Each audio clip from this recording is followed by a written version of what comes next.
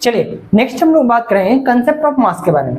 ठीक है, अभी तक हम लोग सब एटॉमिक पार्टिकल्स के बारे में डिस्कशन हो गया, उसका कैलकुलेशन कितने टाइप के क्वेश्चन बन सकते थे वो बात कर लिए। अब कंसेप्ट ऑफ मास, देखिए मास में जो होता है हम लोग बात करते हैं, मास में बेसिकली ये दो टाइप, एक होता है एवरेज एटॉमिक मास बात कर रहे होते हैं, एवरेज एटॉमिक मास, और एक जो होता है एवरेज मॉलिक्यूलर मास के बारे में बात कर रहे होते हैं, एवरेज मॉलिक्यूलर मास के बारे में।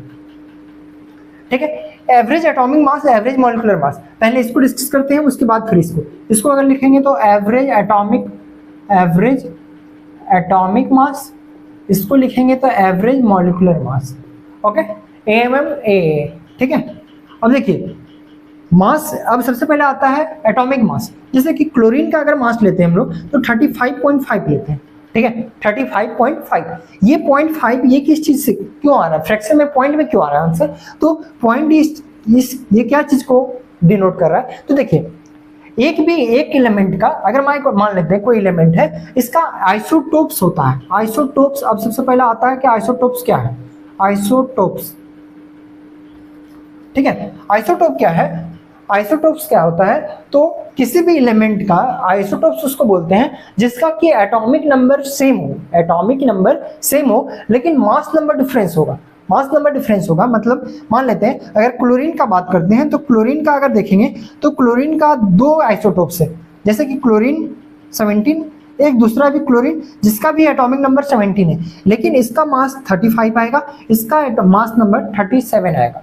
ठीक है, तो देखिए ये एग्जाम्पल है आइसोटोप का।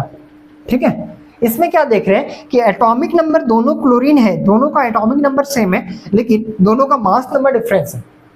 ठीक है, तो ये जो है अब किसको लेंगे, तो क्या दोनों में नेचर में एग्जिस्टेंस दोनों का इक्वल परसेंटेज में, तो ऐसा नहीं है।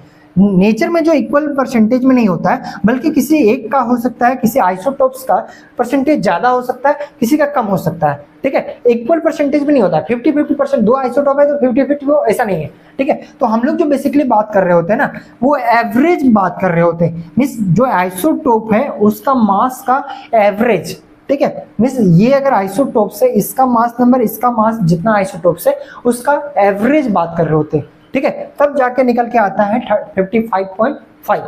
ठीक है, 35.5।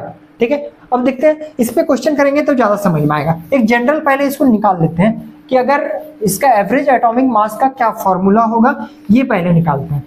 ठीक है, देखिए अगर मान लेते हैं, अगर कोई मान लेते हैं कोई एलिमेंट x है, उसका एटॉमिक नंबर z है, कोई एलिमेंट ये तुम्हारा दिखा रहा है, ये जो दिखा रहा है ये x है हमारा एलिमेंट, ये है एलिमेंट, z जो डिनोट कर रहा है, ये डिनोट कर रहा है, ये जो डिनोट कर रहा है ये है atomic number, atomic number, atomic number. Okay, ये एटॉमिक नंबर। अब देखिए इस एलिमेंट का हम क्या बोले कि आइसोटोप पाया जाएगा, आइसोटोप पाया जाएगा मतलब एलिमेंट सेम होगा। जिस तरह क्लोरीन वाला एग्जांपल लिए थे, देखिए क्लोरीन वाला एग्जांपल में क्या देखिए, क्लोरीन वाला एग्जांपल में क्या देखिए 1735, क्लोरीन का 1737।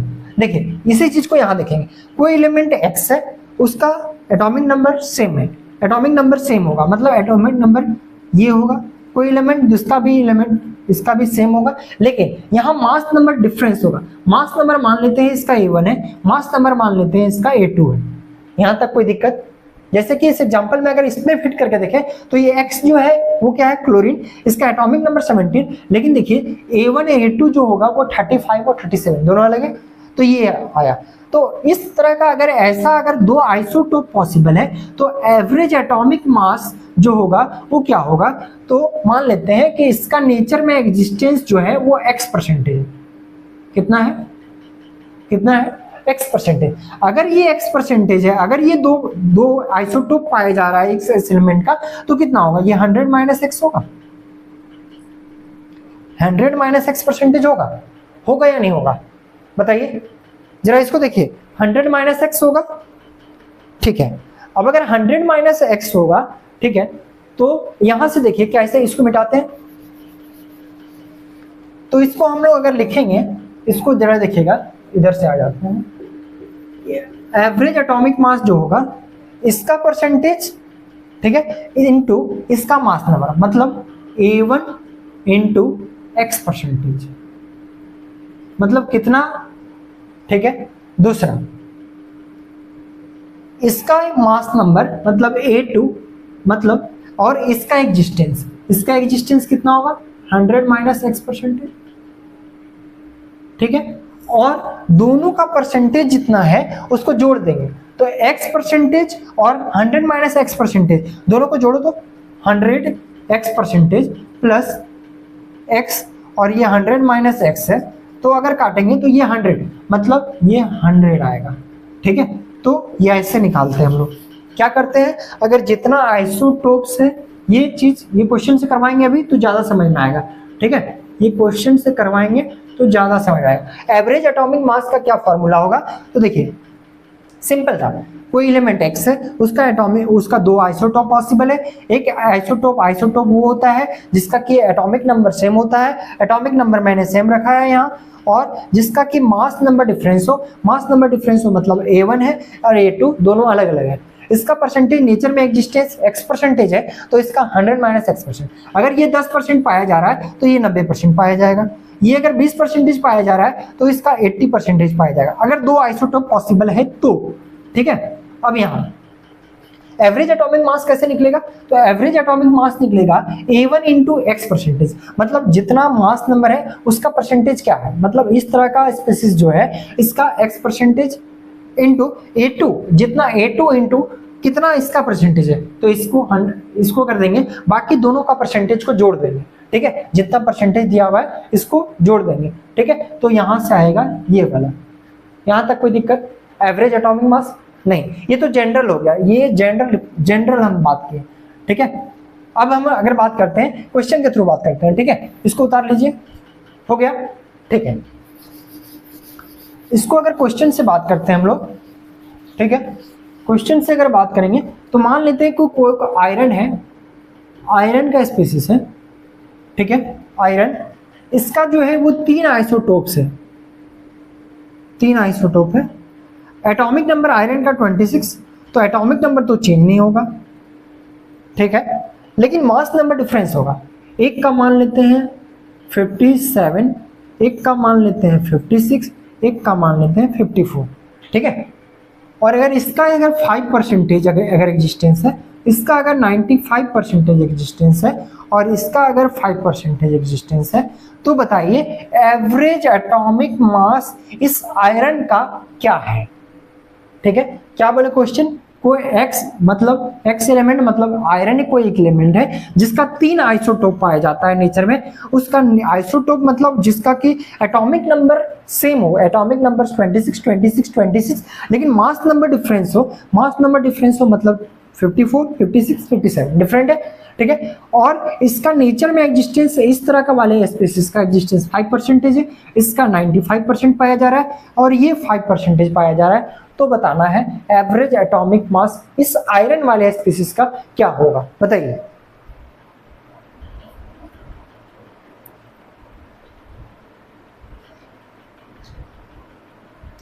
बन गया क्या, बन गया, ठीक है। देखिए एवरेज एटॉमिक मास पूछ रहा है, ठीक है, वही वाला सेम कहानी, ठीक है, बनाते हैं। देखिए क्या पता करना था, A1 इंटू एक्स परसेंटेज, मतलब इसका आइसोटोप 57 इंटू इसका एग्जिस्टेंस 5%, ओके यहां तक। नेक्स्ट इसका एग्जिस्टेंस 56 इंटू इसका परसेंटेज 95, ओके यहां तक कोई दिक्कत नहीं, प्लस इसका 54 इंटू इसका एग्जिस्टेंस 5%, आपस में सबको जोड़िए कितना आएगा 5%, 5, 95 और 5 कितना आएगा 100, ठीक है। इसको जोड़िएगा और बताइएगा कितना आता है, इसको कैलकुलेट कीजिएगा। 57 अगर करना है तो 250 और 35 कितना होगा 285, और प्लस 56 इंटू 95 कर लीजिएगा, मतलब आगे वाला चीज को कैलकुलेट करके 100 से डिवाइड कर दीजिएगा, जो आएगा वही आंसर होगा, ठीक है। ये आपका एवरेज एटॉमिक मास। एक और क्वेश्चन करना है, ठीक है। नेक्स्ट एक और क्वेश्चन में बात करते हैं। चलिए इस क्वेश्चन को बनाइएगा, उसी से रिलेटेड है। क्या दिया गया है क्वेश्चन में, एक एन एलिमेंट Cl क्लोरीन, ठीक है, क्लोरीन हैज 2 आइसोटोप, क्लोरीन का 2 आइसोटोप है, कुछ एटॉमिक मास आर, एक का एटॉमिक मास 35 है, दूसरा का जो है वो कितना है 37। बोल रहा है कि अगर इसका रिलेटिव एबंडेंस मतलब रिलेटिव एग्जिस्टेंस, ठीक है, अगर उसका एग्जिस्टेंस उस आइसोटोप का 3:1 रेशियो में, मतलब एक अगर 300% है तो अगर दूसरा जो होगा वो 100% होगा, ठीक है, मतलब इसके कंपैरिजन में इसका परसेंटेज जो है वो 3 गुना ज्यादा है, ठीक है। तो बताना है कि इसका जो है वो calculate the average atomic mass, average atomic mass calculate करना है आपको, ठीक है। बन गया क्या? चलिए ट्राई कीजिएगा, बनाइए, देखिए बन गया, ठीक है। देखिए क्या है कि अगर बताया जा रहा है, बोल रहा है एक क्लोरीन आइटम है, इस क्लोरीन आइटम का 2 आइसोटोप पॉसिबल है, ऐसा बता रहा है। एक का बोल रहा है क्लोरीन है, यहां भी क्लोरीन है, इसका 2 आइसोटोप दिया गया है, ठीक है। अब बोल रहा है इसका 17 एटॉमिक नंबर में तो कोई चेंज नहीं होगा, लेकिन एक का बोल रहा है इसका 35 है और इसका 37 मास नंबर, ठीक है। बोल रहा है इसका जो है वो 3:1 का रेशियो है, मतलब अगर ये 300 है तो ये 100 है, अगर ये 300 है तो ये 100 है, मतलब अगर ये 3 है तो ये 1 है, नेचर में एग्जिस्टेंस, ओके। अब वो कैलकुलेट करने बोल रहा है, तो हम ऐसा बोल सकते हैं कि अगर ये 3x है तो ये x होगा, बोल सकते हैं। रेशियो दिया हुआ है तो हम रेशियो में नहीं बात कर सकते, तो हम मान लेते हैं कि अगर ये 3x है तो ये x है, या अगर परसेंटेज में करना है तो मान लेते हैं कि ये अगर 3x परसेंटेज है तो ये x परसेंटेज होगा, क्योंकि काटेंगे तो x परसेंटेज कट जाएगा, 3:1 रेशियो जो दिया हुआ है वही निकल के आएगा, ठीक है। तो एवरेज एटॉमिक मास बराबर जो होगा वो 35 इंटू 3 होगा, ठीक है, प्लस 37 इंटू x होगा, क्योंकि x परसेंटेज है उसका, बाई टोटल परसेंटेज कितना होगा 3x प्लस x होगा। मिटाते हैं इसको, ठीक है। अब इसको अगर करेंगे तो 35 3 जा आएगा 35 70 105, ठीक है, 105x plus 37x by 4x होगा 105, और ये आएगा 142x बाई 4x, ये कटेगा x यहां से निकल के आएगा। कैलकुलेट कीजिए तो इसको कितना आ रहा है, 4 3 जा 12, ठीक है, 4 5 जा 20, ठीक है, 4 5 जा 20, ये 35.5, यही तो हम लोग निकाले थे, यही तो बात किए थे कि 35.5 ही तो लेते हैं क्लोरीन का, तो इसीलिए हम लोग एवरेज एटॉमिक मास लेते हैं, तो यहाँ आता है 35.5, ठीक है। अब दूसरा क्वेश्चन अगर अपोजिट दे देगा, ये दे देगा और बोलेगा बताइए कितना परसेंटेज होगा, तो 3:1 का परसेंटेज होगा, ठीक है। अगर यहाँ देखिए परसेंटेज वहां दे रखा है, रेशियो दे रखा है, और पूछा है एवरेज एटॉमिक मास, मतलब कुछ भी देके कुछ भी पूछ सकता है, तो हम कुछ भी करके कुछ भी निकाल सकते हैं, ठीक है, ठीक है। तो ये चीज बन गया, ठीक। नेक्स्ट और क्वेश्चन बनाना है, ठीक है। दूसरा इस पे बात करेंगे अब आगे, एवरेज मॉलिक्यूलर मास का बात करेंगे, ठीक है। किसका बात करेंगे, एवरेज मॉलिक्यूलर, एटॉमिक मास का बात हो गया कंसेप्ट ऑफ मास में, अब एवरेज मॉलिक्यूलर मास का बात करेंगे, ठीक है। एवरेज मॉलिक्यूलर मास क्या होता है इस चीज को बात करेंगे, ठीक। एवरेज मॉलिक्यूलर मास क्या है ये चीज को बात करेंगे। तो सपोज कीजिए, मान लेते हैं कि कोई एक कंटेनर लिया गया है मेरे द्वारा, ठीक है, कोई एक कंटेनर है, इस डब्बे में जो है वो 3 तरह का गैस भरे हैं, जिसमें में मान लेते हैं कि कोई x गैस भरे हैं, ठीक है, इसमें जो है इसका N1 मोल है और इसका मास, मोलर मास 1 है, M1 है, ठीक है। दूसरा कोई अगर Y गैस है जिसका N2 मोल लिए हैं और इसका एटॉमिक मोलर मास जो है वो M2 है, ठीक है। तीसरा है कोई गैस है, ये तीनों गैस है, ठीक है, ये तीनों गैस भरा गया है और इसका N3 मोल है और इसका मास M3 है। यहाँ तक कोई दिक्कत? ये बक्सा को समझने में कोई दिक्कत नहीं होना चाहिए, ठीक है? यहाँ तक कोई दिक्कत नहीं। अब देखिए ये कि X ये भी गैस है, ये गैस 1 गैस 2, मार्कर नहीं दिख रहा है क्या? कोशिश कीजिएगा देखने का, ठीक है? N1 मोल इसका है इस गैस का और इसका मोलर मास M1 है, इसका N2 है, इसका मोलर मास M2 है, इसका N3 है, इसका मोलर मास क्या है? M3 है। तो एवरेज मोलर मास क्या होगा? Average molar mass, total mass of the mixture, total mass of mixture, total mass of mixture divided by total number of moles, total number of moles. क्या मतलब हुआ? मास of the mixture मतलब क्या है कि देखिए मास of the mixture, total mass of the mixture मतलब देखिए हमको पता है कि नंबर ऑफ मोल्स n बराबर जो होता है वो क्या होता है? Given mass by molecular mass, ये होता है, ठीक है? मींस ये कितना ग्राम लिया गया है, ये कितना ग्राम लिया गया है, ये कितना। तो अगर इसको करेंगे तो क्या आएगा? n इंटू M1 लिख सकते हैं मास को, तो N1 इंटू इसका मोलर मास M1, इसका मास दूसरे का M2, दूसरे का N2 प्लस N3 उसका मोलर मास ये लिखेंगे, ठीक है? W1। अगर इसका N1 ये वाला यहाँ से निकाल रहे हैं, ठीक है? उसी तरह W2 के लिए भी होगा, W3 के लिए भी होगा, ठीक है? By N1 plus N2 plus N3 ये होगा, ठीक है? अब जितना गैस देगा उतना नंबर बढ़ाते जाएंगे। अगर 4 गैस होता तो N4 इंटू M4 होता, ठीक है? और यहाँ इसका बढ़ जाता। तो मतलब एक जनरल हम लोग अगर लिखना चाहेंगे, ठीक है? ये मार्कर नहीं चल रहा है। दूसरा अगर मार्कर से अगर करें, ये भी मार्कर नहीं चल रहा है, ठीक है? 1 मिनट रुकिएगा। चलिए क्या कर रहे थे? बोल रहे थे कि अगर एक कोई कंटेनर था जिसमें कि 3 गैस मिलाए हुए थे, ठीक है?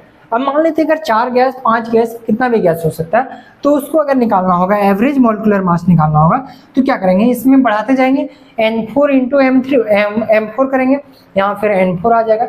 तो अगर जनरल अगर देखें तो ये क्या है? समेसन ही तो है। किसका समेसन है? तो Ni का मतलब नंबर ऑफ मोल्स का, और क्या है? मोलर मास का समेसन है, डिवाइडेड बाय समेसन किसका है? तो समेसन है नंबर ऑफ मोल्स का, ठीक है?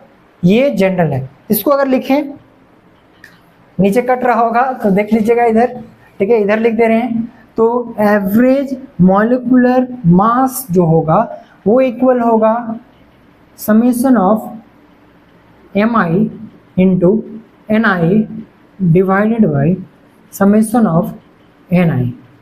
ओके, यहाँ तक कोई दिक्कत नहीं होना चाहिए, ठीक है? बेटा इसको, ठीक है? यहाँ 3 गैस था इसीलिए N3 तक गया है, और अगर 4 गैस होगा तो 4 गैस का बात करेंगे, ठीक है? एक क्वेश्चन देखते हैं इस पे, उस क्वेश्चन से ज्यादा क्लियर होगा, ठीक है? मॉलिक्यूलर मास में क्या देखिए, फॉर्मूला जो निकल के आया था, एवरेज मॉलिक्यूलर मास का जो फॉर्मूला निकल के आया था, उस समेसन ऑफ क्या था?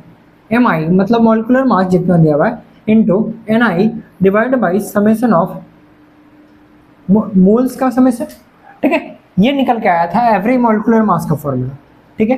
यही फॉर्मूला पे बेस्ड एक क्वेश्चन और है, एक क्वेश्चन है मेरे पास। ये क्वेश्चन ये है, ये क्वेश्चन को लाइन में अगर दिया होगा तो इस तरह देगा कि एक कंटेनर जिसमें कि 3 मोल ऑक्सीजन है, 5 मोल नाइट्रोजन गैस है और 4 मोल हीलियम है, ठीक है? 4 मोल हीलियम गैस है। तो बोल रहा है कि इस जो कंटेनर जो है इसका एवरेज मॉलिक्यूलर मास निकाल के बताइए आप कितना आता है, ठीक है? तो ये बताना है। तो देखिए सिंपल मेरे पास जो फॉर्मूला निकल के आया था ये आया था। हमने एटॉमिक एवरेज एटॉमिक मास पे बात कर लिया एग्जांपल। अब एग्जांपल एक इस फॉर्मूला से रिलेट करके इस एग्जांपल को इस फॉर्मूला से सॉल्व कीजिए। कैसे बनेगा? तो देखिए मेरे पास फॉर्मूला जो है वो क्या है? Mi into Ni summation of Mi into Ni summation of Ni, ये है O2 3 इंटू ऑक्सीजन का मॉलिक्यूलर मास क्या होगा? एक ऑक्सीजन का अगर 16 है तो 2 ऑक्सीजन है। कभी भी डायटोमिक गैस कभी भी दिया होगा तो डायटोमिक में लिखिएगा, मोनोएटॉमिक लिखिएगा क्वेश्चन गलत हो जाएगा, ठीक है? तो अगर आएगा तो ये कितना आएगा? 32 आएगा, ठीक है, प्लस नाइट्रोजन का अगर बात करेंगे तो नाइट्रोजन का 5 मोल दिया हुआ है, तो 5 इंटू 28। ओके, नेक्स्ट अगर ये 4 मोल है, अगर हीलियम 4 इंटू 4 होगा, ठीक है। उसके बाद अगर नंबर ऑफ मोल्स आपका कैलकुलेट कर दिए, 3 प्लस 5 प्लस 4 ये होगा 96, ये होगा कितना होगा, ये 100 और 40 140, और ये होगा 16 डिवाइड बाई 5 3 8 8 और 4 12। अब ये यहाँ से निकालेंगे तो कितना आएगा, देखिए 156 और 100, 156 और 256, 256 में घटा देंगे 4 252 डिवाइड बाई 12, काटेंगे इसको 12 दूनी 24 आएगा 1, ठीक है। ये 21 ये निकल के आया, ठीक है। देख लेते हैं एक बार, 3 इंटू 32, 3 इंटू 32, ठीक है, 5 into 28, okay, 4 into 4 16, 3 plus 5 plus moles का यहाँ समेशन चाहिए, तो यहाँ मोल्स का समेशन कर रहे हैं, 354 ये निकल जाएगा, तो 96, और ये हो गया 240, 240 में 4 घटा देंगे तो बचेगा 236, 236 और 16 252, 252 बाई 12, 12 दूनी 24, बचेगा 1, ठीक है 21, ये आया मेरा निकल के 21। ओके, ये हो गया एवरेज मॉलिक्यूलर मास, ये मिक्सचर का। ऐसा क्वेश्चन देगा अगर ऐसा मिक्सचर से रिलेटेड तो ये होगा, और अगर एटॉमिक मास वाला देगा तो क्लोरीन वाला, आइसोटोप्स वाला देगा, ठीक है। यहाँ तक कोई डाउट नहीं होना चाहिए, ठीक है। नेक्स्ट हम लोग बात करेंगे परसेंटेज कंपोजिशन, ठीक है। नेक्स्ट जो हमारा बात होगा वो होगा परसेंटेज कंपोजिशन, ठीक है। परसेंटेज कंपोजिशन में क्या बात करेंगे, और यही परसेंटेज कंपोजिशन मेरा आगे काम आएगा, ठीक है। नेक्स्ट जो टॉपिक मेरा आज का टारगेट था वो था परसेंटेज कंपोजिशन, ठीक है। इसमें जैसे कि एग्जांपल लेते हैं CH4 मीथेन, ठीक है। इसमें परसेंटेज बाय मास और दो चीज है, परसेंटेज बाय मोल, ठीक है, ये दो चीज। यहां देखिए परसेंटेज बाय मास, अगर कार्बन का अगर परसेंटेज निकालें बाय मास, ठीक है, तो ये कितना आएगा, परसेंटेज कार्बन का मास में अगर निकाल रहे हैं परसेंटेज बाय मास, तो कार्बन का मास कितना 12, ठीक है, टोटल का मास कितना 16, ठीक है, 12 प्लस 4 16 इंटू 16 इंटू 100, ये 100 के परसेंटेज में चाहिए, तो परसेंटेज तो ये 4 3 12, 4 4 16, 425, ये आएगा आपका 75%। मतलब बाई मास अगर देखेंगे तो कार्बन का जो परसेंटेज आएगा वो 75% है, ठीक है। अगर हाइड्रोजन का बात करेंगे तो 4 हाइड्रोजन है, एक का मास 1 है, तो 1 इंटू 4 डिवाइड बाई 16, तो इंटू 100 ये कितना आएगा 4 बाई 16, 1 बाई 4 इंटू 100, ये काटेंगे तो ये आएगा 25%, ठीक है। 75% कार्बन है और 25% जो है इसमें क्या है, 25% क्या है, हाइड्रोजन है। परसेंटेज, ये परसेंटेज निकला है, ये परसेंटेज बाय मास निकाला है। और कार्बन का अगर परसेंटेज अगर बोलेंगे बाय मोल्स के हिसाब से निकालेंगे तो क्या आएगा, ठीक है, परसेंटेज बाय मोल, तो कार्बन का मोल कितना, 1 मोल डिवाइड बाई ये कितना है टोटल, तो 4 प्लस 5 इंटू 100, तो ये आएगा 20%, ठीक है। हाइड्रोजन का निकालिए, तो आप लोग हाइड्रोजन का निकालिए, ठीक है। हाइड्रोजन का कैसे निकलेगा, तो हाइड्रोजन का कितना है, कितना हाइड्रोजन है, तो एक हाइड्रोजन है, 4 हाइड्रोजन है, डिवाइड टोटल मोल्स कितना है 5, ठीक है, इंटू 100, तो ये आएगा 4 20, ये आएगा 80%।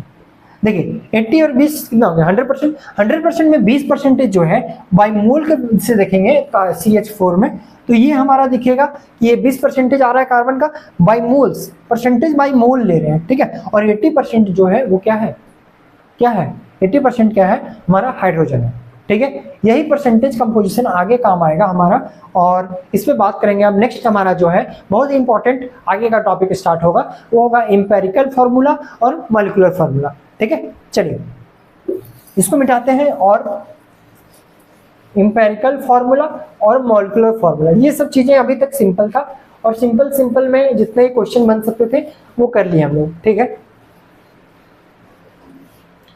नेक्स्ट बात करेंगे हम लोग इंपेरिकल फॉर्मूला और मॉलिक्यूलर फॉर्मूला, ठीक है, इंपेरिकल फॉर्मूला और मॉलिक्यूलर फॉर्मूला, ठीक है, परसेंटेज कंपोजिशन हो गया। नेक्स्ट हमारा है इंपेरिकल फॉर्मूला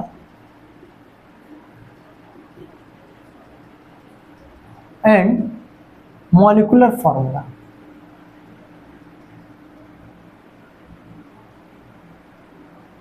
ठीक है। नेक्स्ट हमारा ये टॉपिक स्टार्ट होता है इंपेरिकल फॉर्मूला और मॉलिक्यूलर फॉर्मूला, ठीक है। दोनों में क्या है, जैसे कि एग्जांपल लेते हैं, इसको एग्जांपल से समझते हैं। C6H12O6 किसका एग्जांपल है, किसका फॉर्मूला है, तो ये फॉर्मूला जो है ये है ग्लूकोज का। किसका फॉर्मूला है, ग्लूकोज का, ठीक है। ये ग्लूकोज में अगर ये जो दिया गया है, अगर इसको ये जो दिया गया है ये है हमारा मॉलिक्यूलर फॉर्मूला, मॉलिक्यूलर फॉर्मूला, ठीक है। और अगर इसका इंपेरिकल फॉर्मूला, मतलब इस मॉलिक्यूलर फॉर्मूला में सिंपलेस्ट रेशियो अगर कुछ है तो उसको करके लिखते हैं। जैसे 6 2 1, 6 का 6 1 जा 6, 6 2 जा 12, और ये काटेंगे तो C1 आएगा, H2 आएगा और ये आएगा। तो ये जो बना सिंपलेस्ट रेशियो, ये बना empirical formula,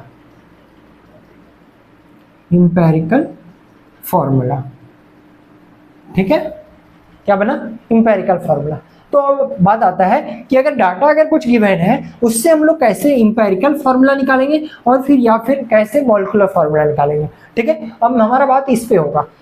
glucose simple example glucose है। ग्लूकोज में अगर लेते हैं तो ग्लूकोज में देखिए 6,6H12O6, ये जो दिया गया है ये ओरिजिनल जो होता है ये होता है क्या, मॉलिक्यूलर फॉर्मूला। अगर इसका सिंपलेस्ट रेशियो निकाल दे इसका एटम्स का, तो ये आएगा CH2O, इसका जो बनेगा ये बनेगा इंपेरिकल फॉर्मूला। ये यहाँ तक क्लियर होना चाहिए, ठीक है। आगे इस पे बात करेंगे, इसमें और भी क्वेश्चन करेंगे, ठीक है। एक क्वेश्चन के साथ आगे बढ़ते हैं इस पे, ठीक है। इसको मिटाते हैं पहले।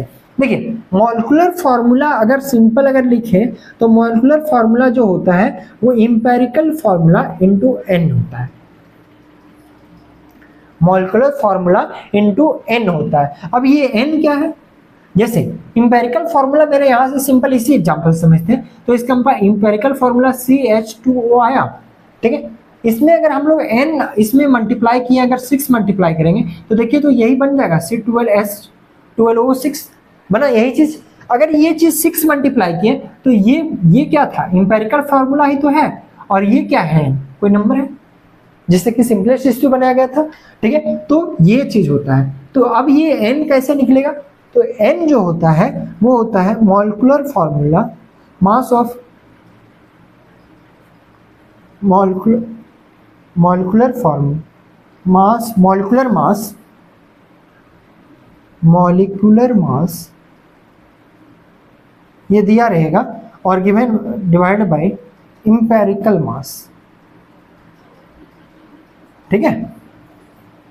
क्या बताएं कि मॉलिक्यूलर फॉर्मूला जो होगा वो इंपेरिकल फॉर्मूला इनटू n होगा, ठीक है।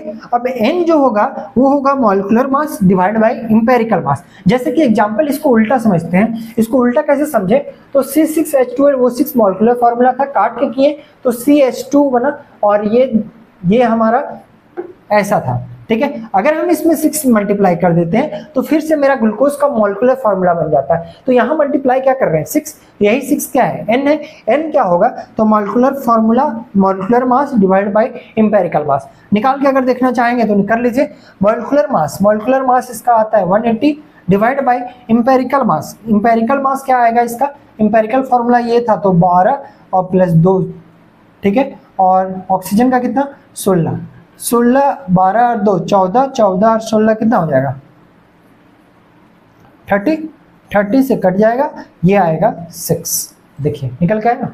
उल्टा चले हम लोग सब कुछ सीखे। इसमें क्या सीखे, पहले ग्लूकोज का एग्जांपल लिए थे, ग्लूकोज का एग्जांपल से हम लोग इंपेरिकल फॉर्मूला निकाल दिए। अब अगर इंपेरिकल फॉर्मूला मान लेते हैं ये, ठीक है। अब अगर मान लेते हैं इतना चीज नहीं दिया हुआ है, अगर इतना चीज नहीं दिया हुआ है मतलब हमको यहाँ से निकालना है। अब हम अगर इसका n निकाल देते हैं तो पता चल जाएगा। तो हमको पता है ये बोलेगा कि इंपेरिकल फॉर्मूला ग्लूकोज का, लिख लीजिए क्वेश्चन अगर लिखने है लिखिए, तो इसको इसी का अगर बना देते हैं हम लोग, इसी को अगर हम लोग बनाते हैं glucose has the empirical formula CH2O, ठीक है, CH2O है, CH2O and CH2O then calculate molecular formula. कीजिए तो कैलकुलेट कैसे होगा। देखिए हमको पता है कि मॉलिक्यूलर अगर इंपेरिकल फार्मूला दिया गया है, इंपेरिकल फार्मूला मेरे पास अगर गिवन है CH2, तो मॉलिक्यूलर फार्मूला निकालने का होता है CH2O इंटू N होगा। ये हम अभी पढ़े CH2O इंटू N। अब हमको पता है कि N इक्वल टू होता है molecular mass divide by empirical mass, ठीक है, मी याद रखिए, इंपेरिकल मास, ओके, ये याद है, ठीक है। अब मेरे पास इंपेरिकल ये n अगर किसी तरह कैलकुलेट करके निकाल रहा है तो अब मेरे पास मॉलिक्यूलर फार्मूला निकल जाएगा ग्लूकोज का। कैसे निकलेगा, अब n को निकालने के लिए सबसे पहले मॉलिक्यूलर फार्मूला, तो हमको पता है मॉलिक्यूलर फार्मूला ये गिवन होगा, मान लेते हैं given molecular mass of glucose, ये अगर मान लेते हैं कि ग्लूकोज का मास दे दिया है 180 ग्राम पर मोल, ठीक है। तो देखिए 180 डिवाइडेड बाई इंपेरिकल मास क्या आएगा, तो इंपेरिकल मास 30, यहाँ से काट देंगे तो आएगा 6, ये n बराबर 6 आ गया।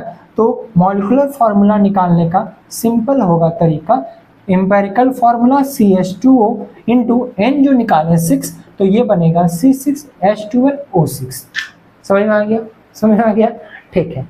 ये सिंपल था, उल्टा गए सीधा भी गए, ठीक है। अब नेक्स्ट दूसरा क्वेश्चन किस तरह समझते हैं इसको, एक अच्छा सा क्वेश्चन लेते हैं, उस क्वेश्चन से बताइएगा कि कैसे मॉलिक्यूलर फार्मूला निकालिएगा आप, ठीक है।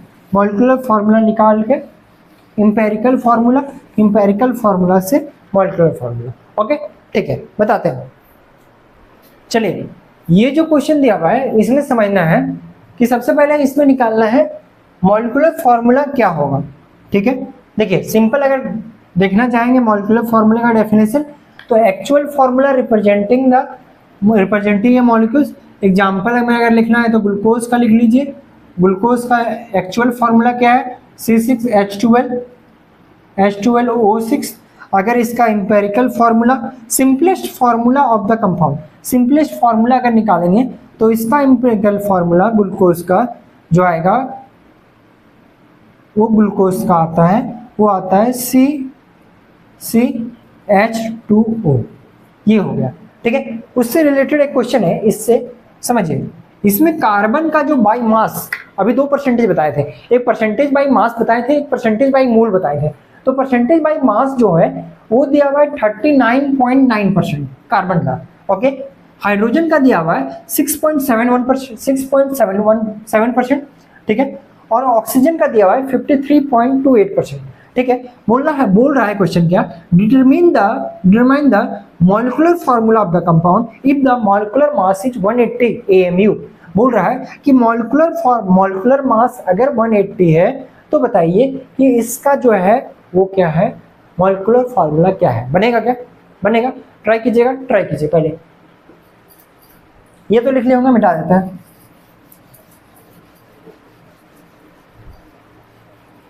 बनेगा क्या, बनाइए तो ट्राई कीजिए पहले। चलिए बनाते हैं। देखिए कार्बन का दिया हुआ है 39%, मतलब कार्बन को मान लीजिए कि ये 39 ग्राम दिया हुआ है, ठीक है। परसेंट में बाद में काटेंगे तो कट जाएगा, इसीलिए 39 given mass by molecular mass, number of moles निकालिए। सबसे पहला नंबर ऑफ मोल्स निकालिए ऐसे में, तो 39.9 दिया हुआ, ठीक है। 12 से 36 आएगा 3.33 आएगा समथिंग, ठीक है। उसी तरह हाइड्रोजन का निकालिए, तो हाइड्रोजन का निकालेंगे तो हाइड्रोजन का कितना दिया हुआ 6.7 डिवाइड बाई मॉलिक्यूलर मास क्या आएगा 1, इसका आएगा 6.7, ओके।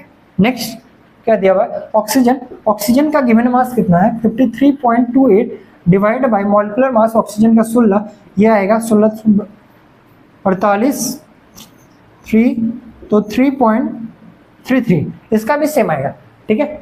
अब देखिए ये आया हमारा, ये नंबर ऑफ मोल्स आया, ठीक है, मोल्स का निकाल लिया हम लोग 3.33। अब जितना मोल्स आया है, जिस मोल आया है जितना मोल, उसको सबसे पहले सिंपलेस्ट रेशियो से डिवाइड कर दीजिए। क्या बोले, सिंपलेस्ट रेशियो में कन्वर्ट करना है। इंपेरिकल फार्मूला पहले कैलकुलेट करते हैं, तो इंपेरिकल फार्मूला में सिंपलेस्ट रेशियो में कैलकुलेट कीजिए। तो सिंपलेस्ट रेशियो में करने के लिए जो सबसे छोटा मोल्स है उससे डिवाइड कीजिए। तो सबसे छोटा क्या है 3.33, इससे डिवाइड किए 3.33, इसको डिवाइड करेंगे 3.33, इसको काटेंगे तो 1 आएगा, इसको काटेंगे तो ये 2 के आसपास जाएगा, 3.33 तो ये 6.66 होता, तो ये अप्रॉक्स 2 के आसपास जाएगा, ठीक है, और ये 1 के होगा, ठीक है, यहाँ तक कोई दिक्कत। तो अब देखिए यहाँ से कार्बन क्या आया है, कार्बन इंपेरिकल फॉर्मूला लेना है तो सिंपलेस्ट चाहिए, सिंपलेस्ट चाहिए मतलब हमको काटना होगा, और काटने के लिए क्या करना होगा, सबसे छोटा जो मोल आया है उसको एक सबसे डिवाइड कर दीजिए, ठीक है। तो यहाँ से कार्बन का क्या आएगा, कार्बन का 1 आएगा, हाइड्रोजन का कितना आया है, हाइड्रोजन का 2 आया है, ऑक्सीजन का कितना आया है, तो ऑक्सीजन का 1 आया है। ये हमारा निकल गया इंपेरिकल फॉर्मूला, ये जो गिवन कंपाउंड था उसका इंपेरिकल फॉर्मूला ये निकल के आया, ठीक है, यहाँ तक कोई दिक्कत नहीं। नेक्स्ट, ये क्वेश्चन तो लिख लिए होंगे, मिटा देते हैं, ठीक है। अब देखिए इंपेरिकल फार्मूला निकल गया, अब मॉलिक्यूलर फार्मूला अगर निकालना है तो मॉलिक्यूलर फार्मूला इक्वल टू होता है empirical formula into n। Empirical formula तो पता है कि CH2 आया, लेकिन n मेरे को नहीं पता है, ठीक है। तो n निकालने के लिए सबसे पहले molecular mass divide by empirical mass, okay, यहां तक कोई दिक्कत। अब मॉलिक्यूलर मास मेरे क्वेश्चन में गिवन था कि वो 180 है, ठीक है। इंपेरिकल मास कितना है, तो ये है 30, निकालिए 12 2 कितना होगा 14 प्लस 16 कितना होगा 30, काट देंगे ये आएगा 6, ठीक है। अब यहाँ से molecular formula equal to CH2O into n होगा, और यहाँ से n का वैल्यू जो आया मेरा वो 6 आया, तो C6H12O6 मेरा आंसर होगा, ठीक है। कितने तरीके से क्वेश्चन बन सकता है वो देखें। सबसे पहले इंपेरिकल फार्मूला दे देगा तो वो हो जाएगा, और दूसरा अगर हम बोले अगर दे देगा ग्राम में दे देगा कि इतना इतना ग्राम है, परसेंटेज बाय मास दिया हुआ था, परसेंटेज बाय अगर मोल देता तो सिंपल हो जाता, ठीक है, क्योंकि यहाँ क्या किए हम लोग मोल ही तो निकाले हैं। अब जितना मोल आएगा उसको सिंपलेस्ट में कर लेंगे, उसके बाद फिर वो इंपेरिकल फार्मूला लिख लेंगे, empirical formula into n molecular formula होगा। अब n कैलकुलेट करने के लिए मॉलिक्यूलर मास चाहिए, और बाय इंपेरिकल मास जो फार्मूला निकाले उससे निकल जाएगा, मॉलिक्यूलर मास गिवन होगा, यहाँ से मॉलिक्यूलर मास निकाल लेंगे, ठीक है। और क्वेश्चन बनाना है, ठीक है, नेक्स्ट क्वेश्चन बनाइएगा इसका, ठीक है। इसी से रिलेटेड दूसरा क्वेश्चन लेके आ रहे हैं, उस क्वेश्चन को बनाइए। ये 2 क्वेश्चन दिख रहा है आपके सामने। पहला क्वेश्चन क्या है कि एलिमेंट x जो है 40% है और y जो है वो 60% है, परसेंटेज बाई मोल दिया हुआ है, वहां परसेंटेज बाई मास दिया हुआ था, यहाँ परसेंटेज बाई मोल दिया हुआ है, ठीक है। गौर करने वाली बात क्या है, वहां परसेंटेज बाई मास दिया हुआ था पहले वाले क्वेश्चन में, यहाँ परसेंटेज बाई मोल दिया हुआ है, ठीक है। If the atomic mass of x equal to, अगर x जो है ये x का एटॉमिक मास अगर 20 AMU है और y का 60 AMU है, तो बताना है calculate the molecular mass, calculate the molecular formula of molecular formula if the molecular mass, अगर molecular mass of the compound जो है वो 440 AMU है, बताइए। इसको बनाइए तो जरा क्वेश्चन, ये अगर बन जाएगा तो समझ जाइएगा कि कंसेप्ट क्लियर हो रहा है, ठीक है। दूसरा एक दिया हुआ है, अच्छा पहले इसको बना लेते हैं, बनाइए इसको। बन गया क्या, वीडियो रोक के बनाइए, बन गया है। उसके बाद सॉल्यूशन देखिएगा, बिना सॉल्यूशन रोके बिना ट्राई किए हुए डायरेक्ट सॉल्यूशन देखने नहीं आइए, ठीक है। चलिए बनाते हैं। देखिए x अगर 40% दिया है, x जो है 40 है, y जो है वो कितना दिया हुआ है 60% दिया हुआ, यहाँ तक कोई दिक्कत नहीं, ठीक है। x जो है 40% बाई मास दिया है, तो हम बोले थे कि 40 ग्राम ले मान लीजिए या फिर 40x मान लीजिए, अगर ये दिया हुआ है तो, ठीक है। ये 60, अब x इंटू वाई का रेशियो क्या है, तो x इंटू वाई का रेशियो अगर चेक करेंगे मोल्स में दिया हुआ है इसलिए हम डायरेक्ट रेशियो ले रहे। अगर ये मास परसेंटेज में देता तो given mass by molecular mass करते, उसके बाद फिर वहां से निकालते क्या सिंपलेस्ट रेशियो तब फॉर्मूला। लेकिन यहाँ मेरे पास मोल्स पहले से दिया हुआ है, ठीक है। मान लेते हैं इसको 40 मोल है, ये 60 मोल है, पहले से तो दे रखा है, बाई परसेंटेज बाई मोल दिया हुआ है, वहां परसेंटेज बाई मास दिया था, ठीक है। तो यहाँ परसेंटेज बाई मोल दिया हुआ है तो 40 मोल्स, और इसका मान लेते हैं कि 40 मोल है, और इसका अगर 60 मोल दिया हुआ है, ठीक है। क्योंकि अगर रेशियो अगर भी देता तो या परसेंटेज लीजिएगा तो काट दीजिएगा तो बराबर है बात, ठीक है। तो काट दीजिएगा तो ये कटेगा 2 2 जा 4, 2 3 जा 6, 2:3। मतलब ये जो इंपेरिकल फॉर्मूला बना है सिंपलेस्ट रेशियो में आने के बाद, ये बना है x का 2 और y का बना है 3। ये किसी का आया था क्या? इंपेरिकल फॉर्मूला यहाँ तक आया था क्या? यहाँ तक अगर आया था तो अगर इसके आगे अगर बनाए हम लोग, ठीक है, इधर बनाते हैं, अगर इधर बनाते हैं, मिटा दे क्या इसको, ठीक है, इधर बना लेते हैं फिर मिटा देंगे इधर का सॉल्यूशन, ठीक है। देखिए अगर मेरे पास इंपेरिकल फॉर्मूला, इसका सॉल्यूशन नहीं है, इसका सॉल्यूशन है, ठीक है, इधर जाइएगा, इंपेरिकल फॉर्मूला जो निकल के इंपेरिकल मास बार क्यों, इंपेरिकल फॉर्मूला जो आया है वो आया है x2 y3, ठीक है, और ये आया है मॉलिक्यूलर फॉर्मूला चाहिए तो empirical formula into x2 y3 into n होगा, ये होगा ना। अब n निकालना है अगर तो n equal to molecular mass divide by क्या, मॉलिक्यूलर मास डिवाइड बाय क्या, इंपेरिकल मास, यही तो है फॉर्मूला, ठीक है। तो मॉलिक्यूलर मास गिवन है मेरे पास, मॉलिक्यूलर मास कितना गिवन है तो 440 गिवन है, okay no problem. Empirical mass क्या हुआ है तो इंपेरिकल मास यहां से निकालते हैं x2 x का मास दिया हुआ है 20 इंटू 2 40 हो जाएगा, और प्लस y3 y का मास कितना दिया हुआ है 60 प्लस 60 इंटू 3 तो ये आएगा 180, कोई दिक्कत नहीं। 440 डिवाइडेड बाई 180 प्लस 40 ये आएगा 220, ठीक है, 220%, ठीक है, ये कटेगा ये आएगा 2, ठीक है। मीन्स n का वैल्यू मेरे पास जो निकल के आया है वो आया है 2। अब मेरे पास मॉलिक्यूलर फॉर्मूला जो होगा वो क्या होगा तो x2 y3 था, इसको मल्टीप्लाई कर देंगे हम लोग 3 से, तो यहाँ से निकल के आएगा x, ये कितना आया 2 आया ना, तो यहाँ 2 डालेंगे, सॉरी, ठीक है, 2 डालेंगे। अब 2 डालेंगे तो 2 इंटू 2 तो ये हो जाएगा 4, तो x4, और इसको अगर डालेंगे y इंटू 6 तो ये y इंटू 3 तो y 6। तो इसका मॉलिक्यूलर फॉर्मूला जो बोला था कैलकुलेट करने के लिए ये आएगा आपका कितना y4 x4 y कितना आएगा 6, ठीक है। यहाँ तक क्लियर हो जाना चाहिए, ठीक है। देखिए कैसे किए, हमको परसेंटेज बाई मोल दिया हुआ था तो मेरे पास कुछ नहीं करना था, सिंपलेस्ट रेशियो लेना था, काट के हम लोग निकल ले आए सिंपलेस्ट रेशियो, वो आया 2:3, ठीक है, 2:3 तो मतलब x2 y3 हो गया।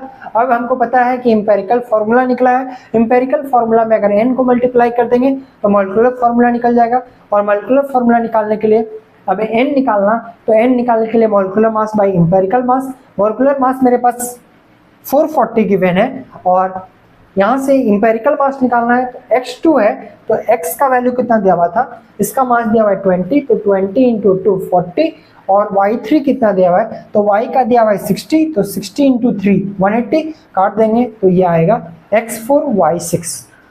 यहाँ तक क्लियर, ठीक है। ये किसका आया था, जिसका आया होगा समझिएगा आप लोग सही डायरेक्शन में जा रहे हैं, ठीक है। अगर किसी से ये नहीं बना तो वो ट्राई कीजिए, अगर ये नहीं बना तो कोई बात नहीं, ये तो सीख गए, अब वो ट्राई कीजिए, ठीक है। इसको मिटाते हैं, मिटा देते हैं, ठीक है, इसको मिटा देते हैं, चलिए वो बनाइए। अगर ये समझ में आ गया ये क्वेश्चन तो अगला क्वेश्चन बन जाना चाहिए, कुछ नहीं करना है, सबसे पहले फोकस कीजिए इंपेरिकल फॉर्मूला निकालने पे। अब इंपेरिकल फॉर्मूला अगर निकल जाता है तो उसको n से मल्टीप्लाई करेंगे। अब n निकालने पे अप्रोच समझिए, जैसे जैसे स्टेप बाय स्टेप सोचिए कैसे हम वहां तक पहुंच सकते हैं, ठीक है। अब देखिए क्वेश्चन में क्या दिया हुआ है, 64 ग्राम ऑफ ऑर्गेनिक कंपाउंड, 64 ग्राम कोई ऑर्गेनिक कंपाउंड है, ठीक है, जिसमें कि 24 ग्राम कार्बन है, 24 ग्राम कार्बन है, 8 ग्राम हाइड्रोजन है, 8 ग्राम हाइड्रोजन है, बाकी जो बच गया वो ऑक्सीजन है। तो पूछ रहा है find the molecular formula, find the molecular formula अगर मॉलिक्यूलर मास कंपाउंड का जो है वो 48 है। ओके, बन जाएगा क्या, देखते हैं। ठीक है, देखिए सबसे पहले लिया गया है 64 ग्राम कोई ऑर्गेनिक कंपाउंड, ठीक है, ऑर्गेनिक कंपाउंड। अब क्या बोल रहा है, इस ऑर्गेनिक कंपाउंड में क्या क्या है, सबसे पहला कार्बन है, कार्बन कितना दिया हुआ है, तो कार्बन दिया हुआ है 24 ग्राम।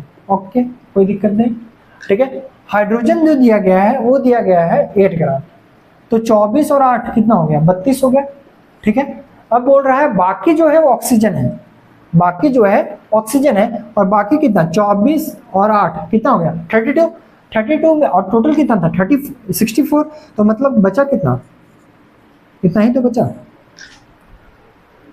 24 ये था, 8 ये था, टोटल 64 था। तो अगर ये बाकी बोल रहा है और बाकी जो बच गया वो ऑक्सीजन है, तो बाकी कितना बच गया 32, ठीक है, ये इतना बच गया।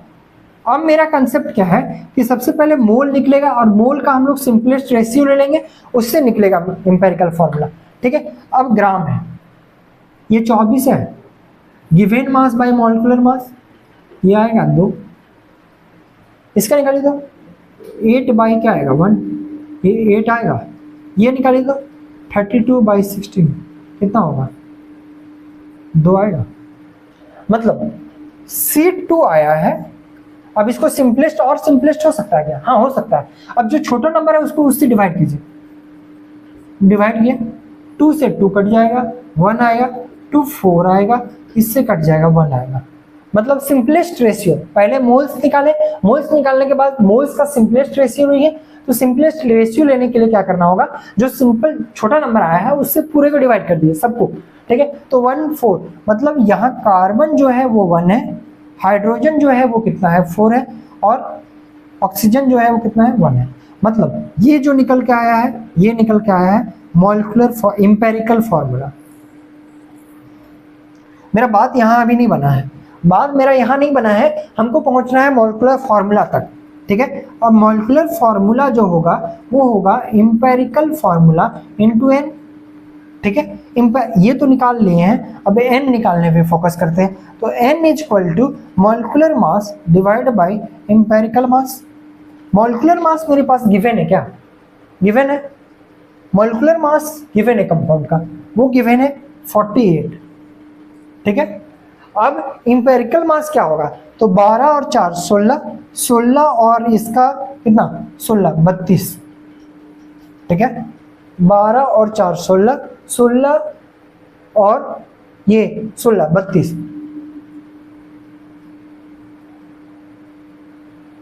ठीक है। 3/2, m इक्वल टू कितना आया 3/2। ये ऐसा कुछ गलत हो रहा है, डाटा लेने में कुछ गलती की है क्या, देखते हैं एक बार।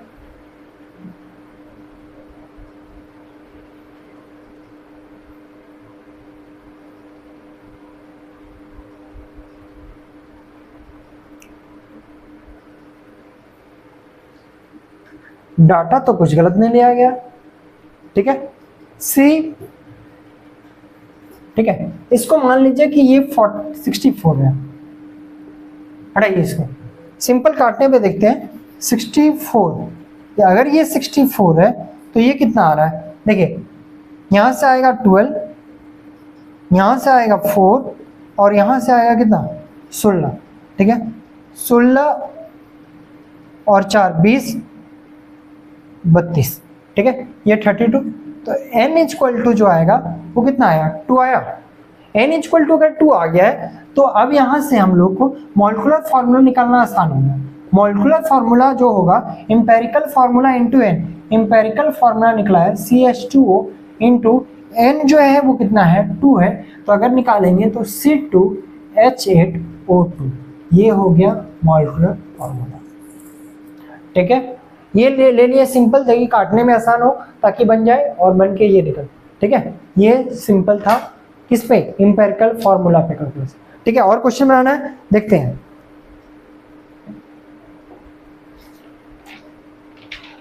ठीक है, आज के लिए बस इतना ही, ये 2 क्वेश्चन, बाकी क्वेश्चन जो होगा आगे प्रैक्टिस करेंगे क्वेश्चन वाली सीरीज में, ठीक है। इससे रिलेटेड क्वेश्चन, इससे रिलेटेड डाउट नहीं होना चाहिए। जितने भी टाइप्स के क्वेश्चन बन सकते थे स्टार्टिंग से लेके इस फॉर्मूले तक में वो बना लिया, ठीक है।